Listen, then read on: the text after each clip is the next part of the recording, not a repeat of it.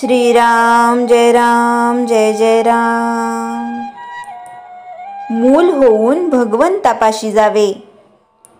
या जगात कर्माशिवाय कोण राहतो, पण कर्म यथासांग होत नाही याचे कारण आपण कर्म कशा करता करतो याची जाणीवच होत नाही आपल्याला। अधिष्ठानाशिवाय कर्म साधत नाही। मालक पाठीशी असला की कर्म करणाऱ्याला जोर येतो। काही चांगली कर्ममार्गी माणसे भक्तिमार्गी लोकांना नावे ठेवतात। भक्तिभावाने जो राहतो तो दुसऱ्याला नावे ठेवित नाही। मी कोण हे जाणायला ज्ञान आणि भक्ती लागतेच। तसेच ब्रह्म सत्य जगन्मिथ्या म्हटले तरी त्याचा अनुभव येण्यासाठी कर्म करावेच लागते। उपासना भगवंताला ओळखून करावी।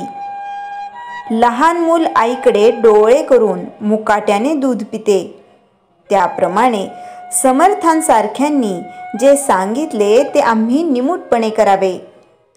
डोळे मिटून जितके काम होईल, अंधश्रद्धेने जे होईल ते अभिमानाने ज्ञानाचे डोळे उघडे ठेवूनही नाही होणार। मूल होऊन भगवंताला ओळखावे। याला अडचण एकच असते, माझे शहाणपण आड येते। भक्त मुलासारखे वागतात, देव त्यांचे लाड पुरवितो। कुणी असे म्हणतील की भगवंताची आणि आमची ओळख नाही, तर त्याची आम्ही कशी पूजा करावी? त्याला ओळखल्याशिवाय मी भजन करणार नाही असे म्हणणे वेडेपणाचेच आहे। भगवंताला पुष्कळ मार्गांनी ओळखता येईल। पांडुरंगाकडे जाण्यासाठी काही मार्ग आधी आक्रमणे जरूर आहे। संतांनी अखंड जागृत राहण्याचा मार्ग सांगितला आहे। तो असा की देहाने प्रपंच करा, पण मन भगवंताच्या ठिकाणी अर्पण करा। मन भगवंताच्या ठिकाणी स्थिर झाल्याशिवाय इतर काहीही करून उपयोग नाही। ध्येय सत्य असल्याखेरीज चित्ताची स्थिरता होत नाही, पण सत्य अशा ध्येयावर अगोदर पूर्ण श्रद्धा पाहिजे। प्रपंचात जशी प्रेमाची गरज आहे तशी परमार्थात श्रद्धा पाहिजे। देव माझा आहे असे म्हणण्याऐवजी मी देवाचा आहे असे म्हणावे, म्हणजे श्रद्धा उत्पन्न होते। समुद्राचा तरंग असतो, तरंगांचा समुद्र असतो असे नव्हे। समाधानात निश्चितपणा असेल तर त्यात समाधान आहे। म्हणून साधन श्रद्धेने करीत जावे। जशी श्रद्धा तशी फळे। आपण भगवंताच्या स्मरणात निर्धास्त असावे। प्रपंचात कधीच धीर सोडू नये। ज्याप्रमाणे मुंग्यांची राणी जागेवरून हलवली की तिच्या मागे असणाऱ्या हजारो मुंग्या तिच्याबरोबर नाहीशा होतात, त्याप्रमाणे एक देहबुद्धी काढून टाकली की आपल्या मनात उठणारे हजारो संकल्प नाहीसे होतात।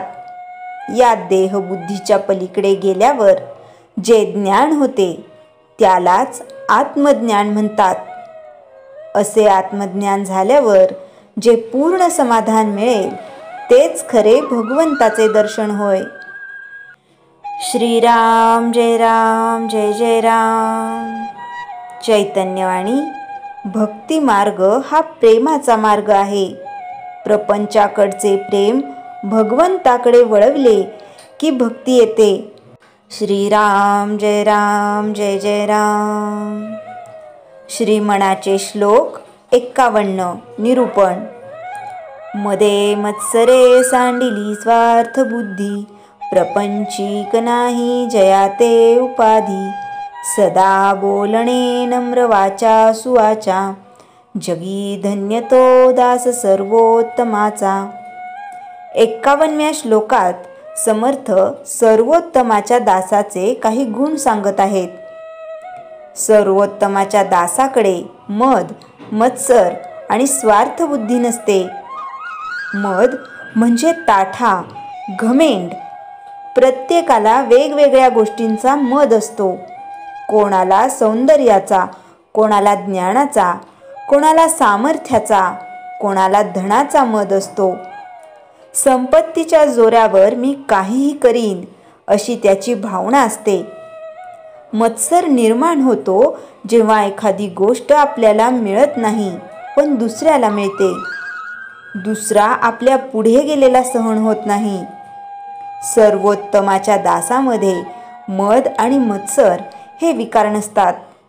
कारण सिद्ध लक्षण समासात समर्थ म्हणतात, आपुला आपण स्वानंद कोणावरी करावा मद. साधू स्वरूप निर्विकार तेथे कैचा तिरस्कार.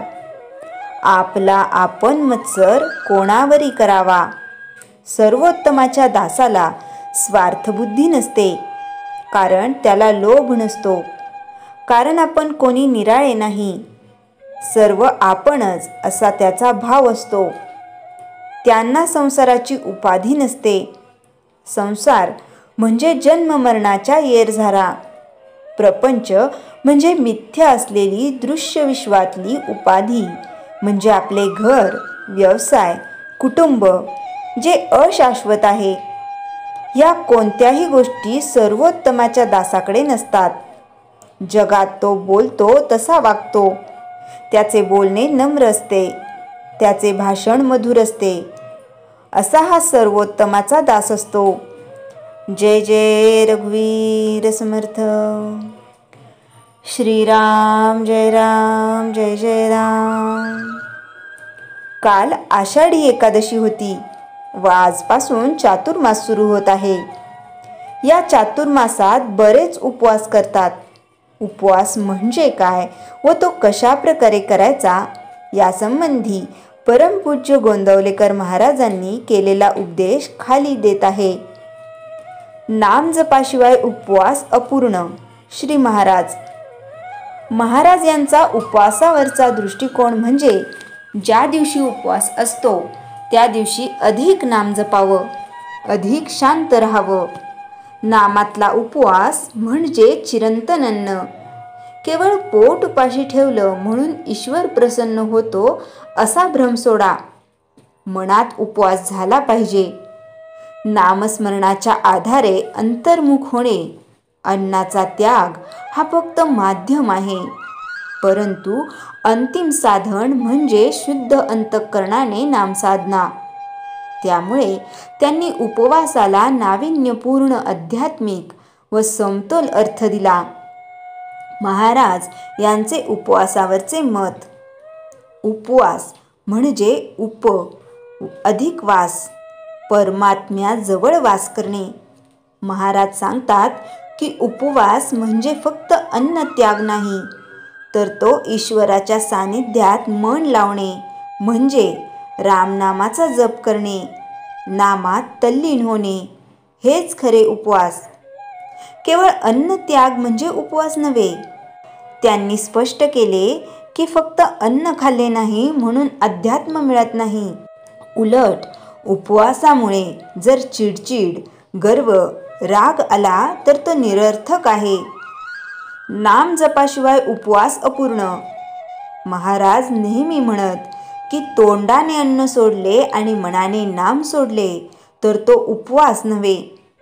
उपवास करताना जर दिवसभर रामनामाचा जप झाला तर तो सार्थक उपवास ठरतो. अहंकाररहित उपवास. मी उपवास करतो, मी फलाहार घेतो, मी एकादशीला काहीच खात नाही, या वृत्ती अहंकार वाढवतात. महाराज म्हणतात उपवास शुद्ध अंतःकरणासाठी असावा, प्रसिद्धीसाठी नाही. उपवास म्हणजे मनाची शुद्धी आणि चित्तवृत्तीची एकाग्रतांती. हेही त्यांनी सांगितले की उपवासाचा उपयोग शरीरशुद्धीपेक्षा मनशुद्धीसाठी असावा. त्या दिवशी फुकट वेळ न दळवडता नामात रमावे. साधक परिवारावरून. श्रीराम जय राम जय जय राम.